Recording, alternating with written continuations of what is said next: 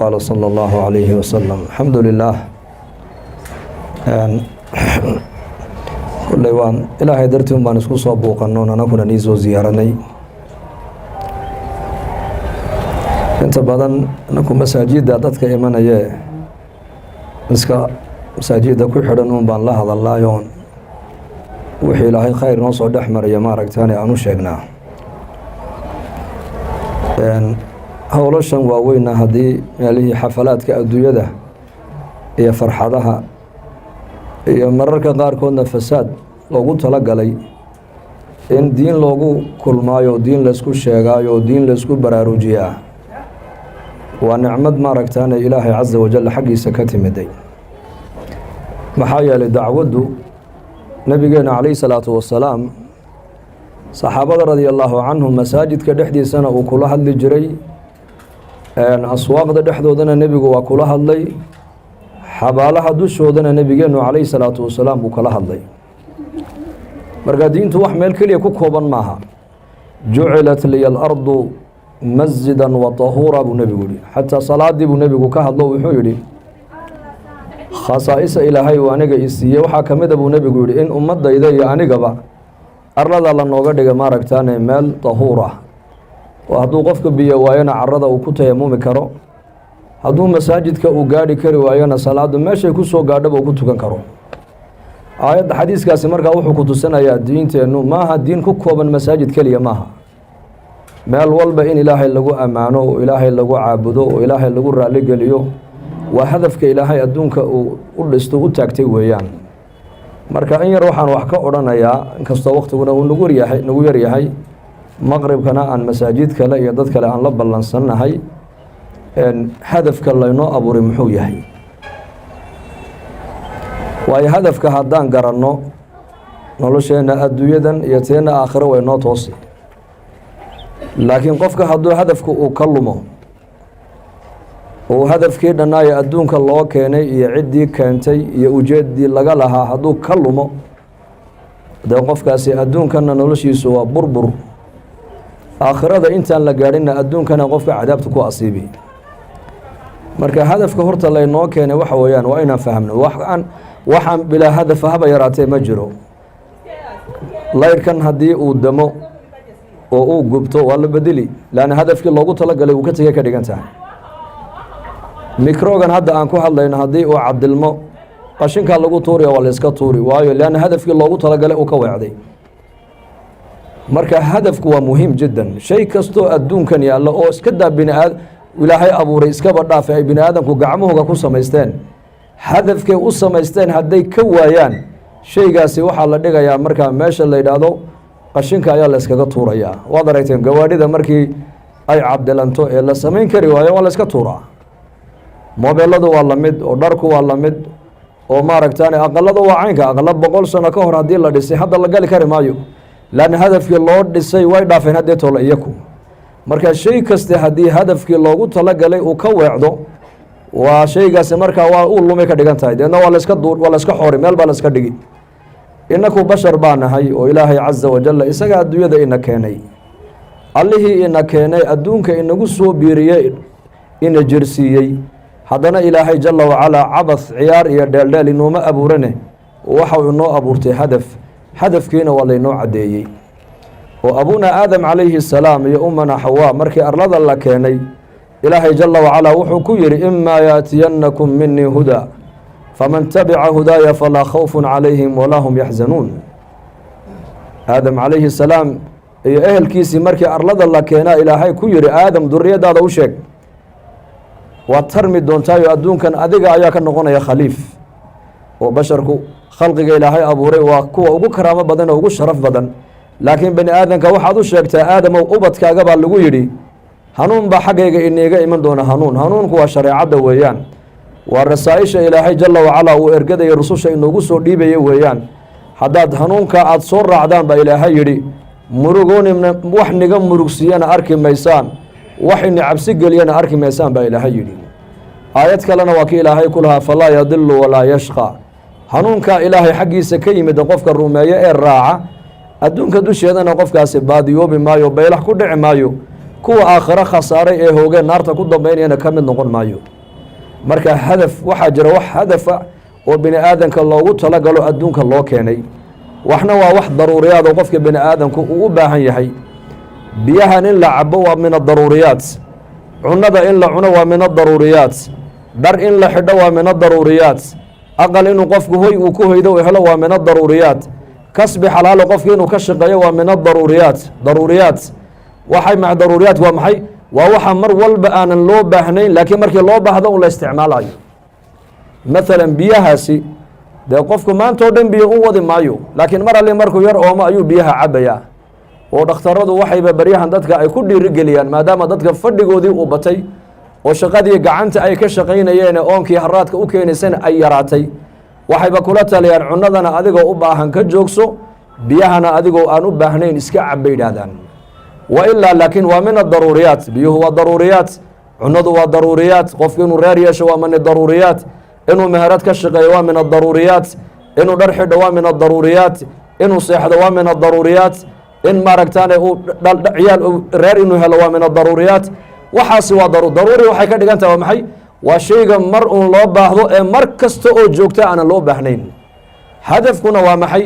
hadafku waa waxa la doonayo ilbiriqsi inuu noloshaada uuna ka maqnaan. marka hadafka laynoo abuurtay adduunka laynoo keenay waa maxay? waa ilaahay cibaadadiisa. hadafku waa kaas qur-aanka ilaahay ku sheegay, wamaa khalaqtu ljinna waalinsa ilaa liyacbuduun. ilaahay baa la jiniya insi haddaan abuuranayna wax kale umaan abuurana baa ilahay waxaan u abuuranay keliya inay annakana caabudaan ee na gartaan baa ilaahay yidhi. marka garashada ilaahay bini aadanku ay garanayaan ayaa noloshoodan adduunyaduna ku hagaagaysaa, noloshooda aakhiraduna ay ku hagaagaysaa. haddii ay bini aadanku allihii koonka keena ay garani waayaan oo noloshooda ay ula wicdaan xagga daruuriyaadka. daruuriyaadku waa maxay? waa inuu qofku faqad uu ka fikiraa uun meeshuu seexan lahaa, wuxuu cuni lahaa, wuxuu xidhan lahaa, meeshuu mari lahaa, wuxuu samayn lahaa, inuu wax dhalo, uu wax dhaqdo, uu wax fuulo, uu seexdo, uu cunteeyo, uu iska socdo un bilaa hadaf. may bilaa hadaf maa. haddaad bilaa hadaf aad leedahay waan u noolaanayaa, qofkaas waxaa la odhanayaa waa dalaal, uu hallaabay oo uu lumay qofkaasoo dariiqa xaqa uu ka weecday. mar hadduu dariiqa xaqa qofka uu ka leexdana ilaahay caza wajalla adduunkan intuu joogo qofka ilaahay garabkiisa uu ka baxaya. oo maxaa u yaalla qofka lume ee baadiyooba? waman acrada can dikrii fa ina lahu maciishatan danka wanaxshuruhu yowma alqiyaamati acmaa baa ilaahay yidhi.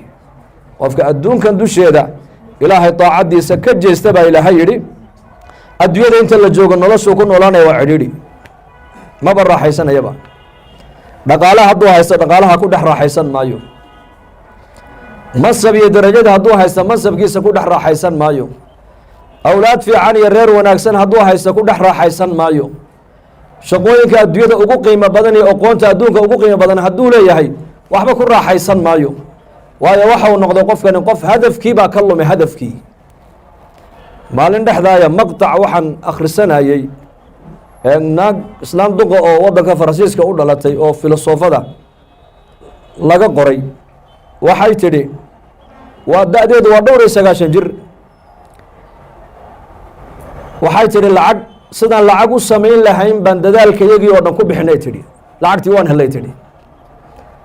aqaladii adduunyada ugu quruxda badnaaye ugu qiimo badnaana waan dhisanay, laakiin usrad kuma dhexayna bay tidhi. usrad oo macnaha reer ishaysta, aabba iyo hooye iyo ubad isku xidhan oo ishaysta, aqaladii aan dhisanay adduunyada ugu qiimaha badnaa kuma haysanay tidhi. waayo dadka cadaanku inaku maanta aan hiigsanayna ee leenahay kuwaasa horumar gaadhay. ilmahoogu hadduu gaadho 18 jir, hooyadiina ma yaqaano, aabbihiina ma yaqaano. gobolka Detroit ee Michigan beri annakoo joogna ayaa nin Soomaaliya oo aad u da'weyn oo dadkii waliba 77kii Soomaaliya ka baxay ahaa ayaa la noogu geeyay guri markaa isagoo jiifo xanuunsan. annakoo jamaaca markaa dhowr jinsiyadood baan iskugu jirnaa markaa, Soomaali, Carab, Suuriyiina nala socday, Bakistaani baa nala socday, Afro American baa nala socday, waan isla soconay. waa ku weecanay markaasaan u ducaynay wuxuu yihi kaalaya buu yihi aqalkan dariskayga waxaa ku nool buri oday duqa oo gaboobay iyo islaam duqa oo gabowday, waa laba cadaan oo Maraykana, waa labaduba way xanuunsan yihiin, waa sankaraad. kaalaya iyakana bal u tago salaama buu yihi, wax dada anigaa u gala buu yihi. markaasaan u gallay mar alle markay arkeen annagoo u soo gallay aqalkii odaygiina halkaasuu jiifaa iyadiina halkaabay jiiftaa labadoodii baa la soo kiciyey way sag fadhiisteen markaasay farxeen way farxeen markaasay kala bateen odaygii yuusuf bay ku yidhahdeen yuusuf intan oo dhan ma wada qoyskaagiibaa bay ku yidhahdeen ila maraykan dalkaasi habartu waxaa laga yaabaa mar nin caddaana inay la noolaato laba cadcad ay u dhasho mar mid madow waa u imanaya laba mid madow bay u dhali mar mid jayniis ha u imanaya mid jayniisu u dhali marka iyagu xagga hooye walaalka yihin xagga haba walaalkama ah marka wuxuu u qaatay intayadan inay islaan keliyana wada dhashay maca yuusufka markaasuu yidhi may islaamnimo un bay igu soo siyaarteen bu ihi islaamnimo likowni annii muslim ogaanshahay ogaadeen inaan ahay muslim ayay aniga isoo buuqdeen buu yidhi wax nasab oo ka dhexeeya haba yaraatee ma jirtee waxaa naga dhexaysa laa ilaaha ila allah muxamadun rasuulullah markaasay islaantii duqdii iska oyde iska barooratay markaasaan ku nidhi maxaad la ooyeysaa bal noo sheeg waxay tidhi master yuusuf adigana diin ahaanba dadkaagu kugu soo ziyaaranayaan oo waxaad leedaha dadka kale jinsiyada hooyihi aabba nima wada dhaline laa ilaaha ila allah muxamadun rasuulullah baan walaalo ku nahay annakana labadii ubadeen dhalna yidhahdeen wiiliya gabadh baa ilaahayna siiye yidhahdeen maalintii 18 jir gaadheen baa wiilkiina noogu dambaysay inankiina maalintiiba noogu dambaysay yidhahdeen labadooda marka aqalka waxay ku haystaan odayguna ay yar buu qolkaa ku haystaa iyadna ay bay qolkaa ku haysataa hadday dhintaanna cid dhaxlaysa ma jirtee dowladda hoose ayaa dhaqaalahooga iyo guryahoogaba ku iibsa $10 marka u dambaysa fa waxaan ka wadaa markaa haweeneydaasi waxay tidhi lacag waan samaynay sidaan u samayn karaynaba aqaladii adduunyada ugu qurux badnaana waan dhisanay tidhi laakiin aqaladii usrad kuma haysano nolol usradeed oo ishaysata kuma haysanay tidhi waxay tidhi haddana ashyaadii adduunyada ugu qiimo badnayd waan iibsanay oo aqalada waan dhiganay haddana sacaadadii qalbiga ma haysanay tiro raaxa ma dareemayno daawadii adduunyada ugu qiimo badnaydna dhakhtaradeedii noo yaallin guryaha dhexdooda haddana caafimaad ma hayna bay tidhi jaxiim naartii jaxiimo la odhanayey ayaan adduunka dusheeda annaku lacagteeda ku samaysanay tidhi marka waxaan ka wadaa hadduu bini aadankan hadafku uu ka lumo ilaahay wuxuu yidhi waman acrada can dikrii fa ina lahu maciishatan danka wanaxshuruhu yowma alqiyaamati acmaa ilaahay baa yidhi qofku hadduu ilaahay daacaddiisa ka jeestu dhabarka u jeediyo ilaahay garan waayo nolosha adduunyada intuu ku nool yahay qofkaasi waxa uu ku jirayaa markaa cidhiidhi ka bixi maayo weligii mar horena qisadaa waan sheegay niman tuuristi oo caddaana meel xeeba ayay marayeen iska dalxiis bay haayeen nin dhallinyaro ah oo markaa muslim oo xeebta ag jiifa bay arkeen doontii bay soo weeciyeen way u yimaadeen way kiciyeen maxaad meesha la jiiftaa wuxuu yidhi nin waxaan ahay beesheer waa kalluumayste khaydka xadhiggaa badda iigu jiro oo kalluunku marka malaygu markuu qabtana waan kacaa buu yidhi oo waan qabsadaa 2 xabadood haddaan shaqaysto gurigaan iskaga noqdaa buu yidhi ma 2 keliya ha 2 waa xabadna waan iibiyaa oo masaariiftaan ka dhiganaa aniga ubadkaygu midna ciyaalka noolkooda ayaan uga dhigaayo basaskan ayay u raacaan buu yidhi intaa markaan shaqaystana waan iska hoydaa buu yidhi way ka naxeen oo lacag bay iska ururiyeen baa la yidhi oo lacagtii bay siiyeen wuxuu yidhi lacagtan maxaan ka dhigaa wuxuu ku yidhi waxay ku yidhaahdeen shabag baad iibsanaysaa shabag baddaad ku tuuranaysaa halkaad maalintii 2 xaba keliya ka qabanaysay 20 baa laga yaabaa shabaga inay kuu soo gasho deedna magaaladaad kula noqon waad iibin lacagtii lacag ka badan baad samayn markaasuu yihi kadibna waxaan in muddo ah sidaa ku shaqeeyo lacagta uruso markaasuu yihi kadibna marka dambe dooni yar baad iibsanaysaa qoriyo oo badda gunteedaad ku dhaadhacaysaa bad weyntaad tegaysaa halkaad 20 qabanaysay 100 baa laga yaabaa inaad soo qabato markaasuu yihi kadibna waxaa laga magaalada caasimadda ayaad xaafadaha branch intood ku yeelato meel walba malaygaad ku buuxinoo cali kalluunla lagu odhan baa lagu yidhi markaasuu yihi kadibna waddanka dhan baad u dhoofin doontaa kadibna waxaad la soo degi doontaa maraakiib warshadii samaynaysay saaradiinka ee masnaca lahayd baad yaad soo iibsan doontaa deedna badweynta markabku xaggaana kalluunka baddu ka soo nuugi xagga dambena masnaci weeyaan uu shaqaynayaa adduunkao dhan baad u dhoofin doontaa markaasuu dee kadibna marka dambe nin waxaad noqonaysaa riisho milyondeera markaasuu dee kadibna aqal qasri oo weyn oo villaad dhisan oo si fiican baad u seexan bay ku yidhahdeen markaasuu yidhi hadda marka hadday timaadeen hurdaad iga kiciseen buu yidhi ma hurdadaa un baan intaasoo tacaba aad ii marinaysaan buu yidhi hadda markaad ii imanayseen soo ma hurdin ha hurdo haddaan haystaa yahay waalina iska socda buu ku yidhi. waxaan ka wadaa dadka maanta inaku hadafka qofka muslimka hadduu hadafkiisa haysto u fiirso dadka muslimiinta kamal qabeenka cibaadaysanaya wallaahi cibaadadiisa uu ku raaxaysanaya, ka faqiirka cibaadaysanaya faqrigiisa uu ku raaxaysanaya, ka buka maaragtaan ee bugtaanka mid bugtaana baad arkaysaa ood buuqanaysaa oo lugiya gacan intay qallashay haddana kule alxamdu lilaah alxamdu lilaah alxamdu lilah. waa nicmad buu ku leeyahy. maxaa ninkan uu ilaahay ugu mahadinayaa baa layidhi waa iimaanka qalbigiisa ku jira ee macrifada ilaahay. marka hadafka laynoo abuuray walaalayaal hadduu inaga lumo sidaa dadkaa kale maanta gaalada ee dalkan iyo caalamkaba aan arkayno siday u nool yihiin ayaa maaragtaan qofka bini aadamku cidhiidhi buu galaya. cidhiidhi keliya maaha, bal adduunyadiisuna way dayacan tahay, aakhiradiisuna qofkaasi way dayacan tahay. sidaa darteed hadafka ilaahay noo keena walaalayaal inaan ku adkaano weeyaan. waa maxay hadafku? waa cibaadada ilaahay. cibaadaduna halkay ka bilaabmaysaa? waa ilaahay macrifadiisa. awal maa wajiba cala alinsaani waa macrifada ilaahay jala wacala. hadba intaad ilaahay aada garato ayaad ilaahay raalli gelin. hadba intaad ilaahay adigu aada raalli gelisid ayaa noloshaada adduunka ee taakhirana kuu hagaagi. nolosheenu sidaaba iskugu xidhantay waa inaad fahamtaan. hadba qofku intuu ilaahay uu bartu ilaahay garto ayaa ilaahay daacadiisu u dhib yaraanu ilaahay adeeci. hadba intaad adigu ilaahay aada adeecdidna noloshaada adduunka ee taakhiraha kuu hagaagi. xadiis alqudsi ilaahay waa kii lahaa inii idaa udictu radiitu wa idaa radiitu baaraktu walaysa libarakati nihaaya. aniga addoommahaygu hadday amarkayga qaataan ay yeelaan baa ilaahay ay adeecaan noloshooda waan barakayn baa ilaahay. raalli baan ka noqonayaa cidda aan raalli gelisayna baa ilahay waan barakayn. barakadayduna nihaaye meelay ku dhammaato male baa ilaahay yidhi. waidaa cusiitu qadibtu baa ilahay yidhi haddii lay caasiyo oo addoommahaygu sida aan u arabay ay u soconi waayaan qadibtu baa ilahay yidhi waan cadhoon. waidaa qadibtu lacantu haddaan cadhoodana cidda iga cadhaysiisay baa ilahay yidhi waa lacnada. lacnadu waa maxay? naxariistayda ayaan ka dheeraynayaa weeyaan. wa ina alacnata minii tablugu saabica min alwuld. lacnadayduna kaa iga cadhaysiiye ku koobnaani mayse ilaa ilmihiisa 7 bee lacnadu kasii muuqan baa ilaahay yidhi. cibaadaduna waa nolosheennay barakaynaysaa, macaasiduna nolosheenna ayay barakada ka qaadaysaa. bal adiga iyo ilmaha dhashay kuma koobnaanayse ilaa facaaga 7 bee lacnadu ay ka muuqanaysaa. sidaa daraaddeed walaalayaal ikhwaanii wa akhawaatii waxaan igu boorinayaa nafteydana aan ugu nasteexaynayaa hadafku yuuna inaga lumin. adduunyaan joognaa waa run, adduunyadan ilaahay baa nagu abuuray, shaqadeeda lagu diidi maayo. xalaal baa ilaahay inaka inoo jideeyey. saad u noolaanaysa shareecaddaa kuu sheegaysa, saad u guursanaysa sharcigaa kuu sheegaya, sidaad u ganacsanaysa sharcigaa kuu sheegaya, saad reerkaaga u qabanaysa sharcigaa kuu sheegaya, saa ilmahaaga u tarbiyadinaysa sharcigaa kuu sheegaya. diin markaan hadal qaadno salaad keliya maaha waxa laga hadlaayo. diin markii la hadal qaado waa nolol isku dheeli tiran weeyaan. laga bilaabo dhalashada ilmuhu dhasho ilaa godka qofka la dhigaayo waxaa la rabaa inuu ku noolaado sharciga ilaahay jala wacala.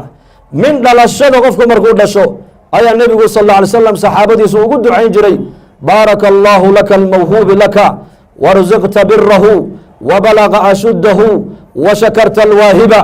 ilaahay ha kuu barakeeyo mawluudkaa kuu dhashay, ilaahayna xooggiisa ha muujiyo oo da-dii barakaysnaydna allaha gaadhsiiyo, adigana maaragtaane ku shukriyo allaha kaa dhigo. saasuu nebigu ugu ducayn jiray.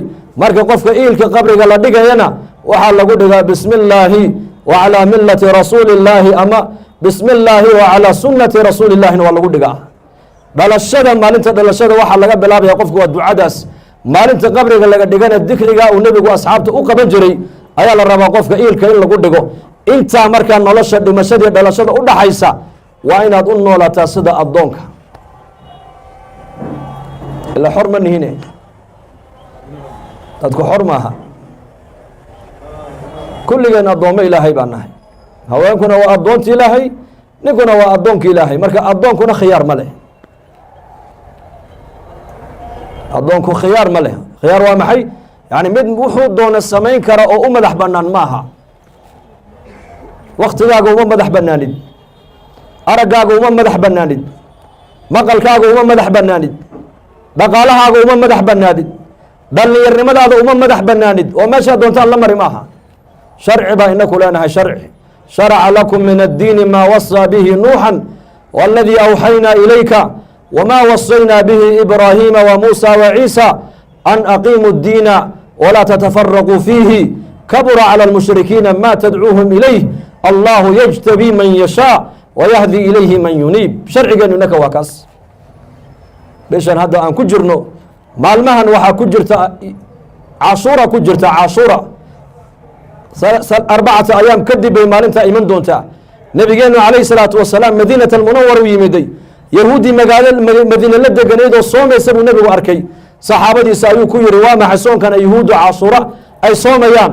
markaasaa nebiga loo sheegoo lagu yidhi waa maalintii nebi muuse calayhi salaam ilaahay uu ka badbaadiyey fircoon, ee fircoon iyo qoomkiisana la halaagay, nebi muuse iyo qoomkiisana la badbaadiyey weeyaan.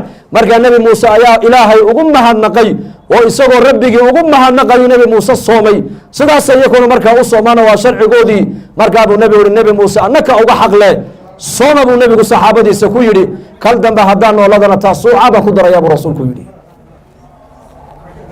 maqduubi calayhim iyo waladaalliin, nebi maxamed calayhi salaatu wasalaam cibaadadiibuu ku khilaafay, sharcigiibuu ku khilaafay, shareecadiis towraad ee nebi muuse loo soo dhiibay toosnayd ayuu nebigu ku khilaafo. wuxuu yidhi haddaan kal dambe gaadhana taasuuca baan ku darayaa buu nebigu yihi, sagaalaadkaan ku darayaa si aan yahuud u khilaafo. ma aragtaanay inakana mujtamaca muslimka dhallinyaradiisii maanta eega ayaa qudwo u ah, ayayse ku dayanayaan.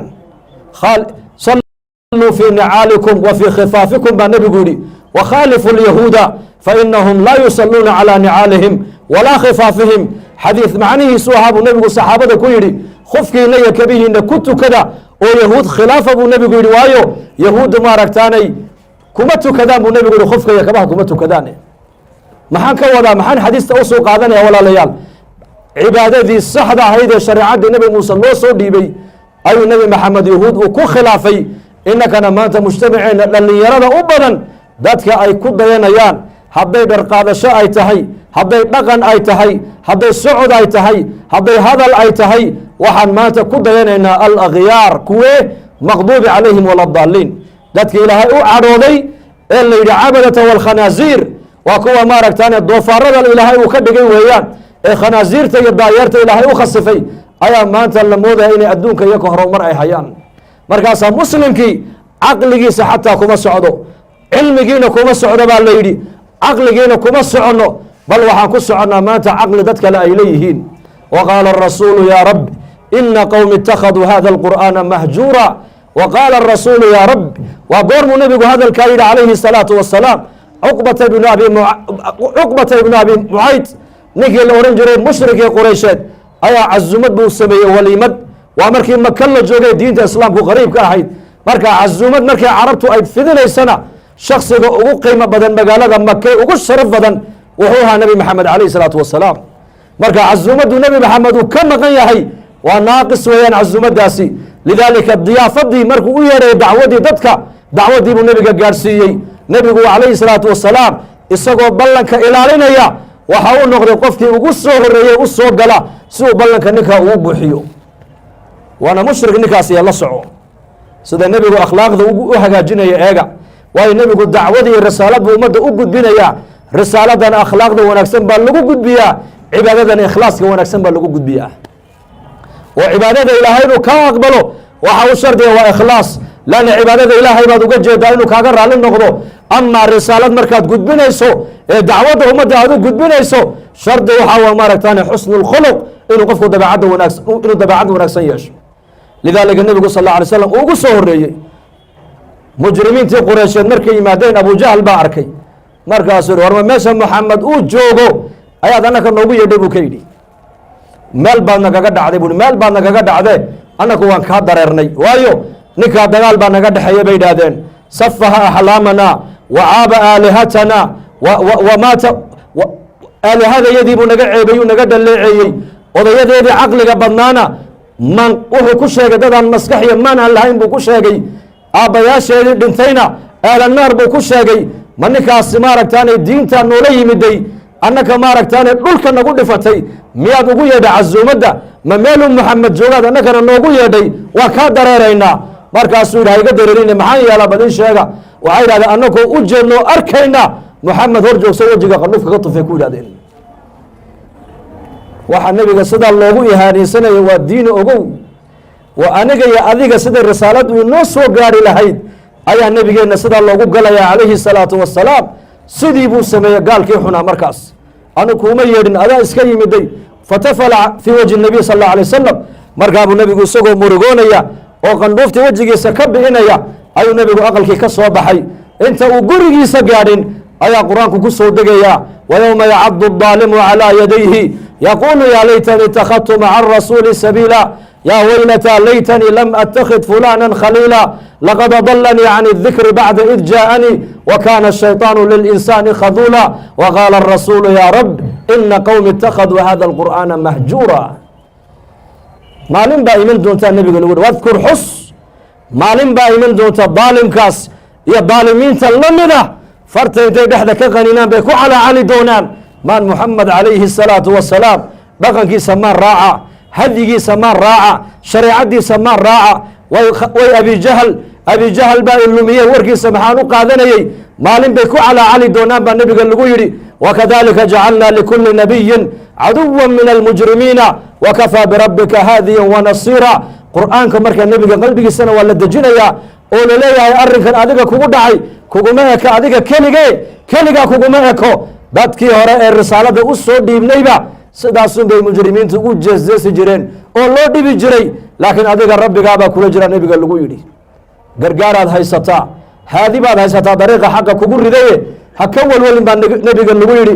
maalin keliya adiga dhib kuu geystaan, laakiin dhibaatada iyo ka sugaysaa ka weyn baa ilaahay ku yidhi. ikhwaani wa akhawaati walaalayaal, zamanku waa zaman adag weeyaan. intaynan maanta halkan fadhida 100 qof ma dhinnin, laakiin mujtamaceenna eega, dhallinyaradeenna eega, bidaat weliba waddankan aad joogtaan waa waddan mujtamac kale uu nagula dhex nool yahay. maantadan aan ku lahaa nin saaxiibka iyo qoyskaaga maxaad magaalada iskaga keentay waddanka islaamka aad uga keentay? walaalayaal, waxaan helayno iyo waxaan waayeyno waa inaan isku qiyaasnaa. waa inaan dhallinyaradeenna mujtamaceenna aan risaalada iyo dacwadda u gudbinaa. laanna ummaddani waa ummad ilaahay uu doortay, raggeedana waa doortay, haweenkeedana ilaahay waa doortay. marka allahna inagu anfaco. naftayda iyo lafihiinaba waxaan ku baraarujinayaa waxay noo ballana inaan diinta dadaalkeega u kacno, inaan noqono aamiriina bilmacruuf wannaahiina can ilmunkar sida ilaahay qur-aankaba uu ku sheegay. waa khasladda ummaddani ummadihii hore ay kaga khayr badan tahay. ilaahayna ha inagu anfaco. hada wbillaahi towfiiq. wasalaamu calaykum waraxmat اllahi wbarakaatu.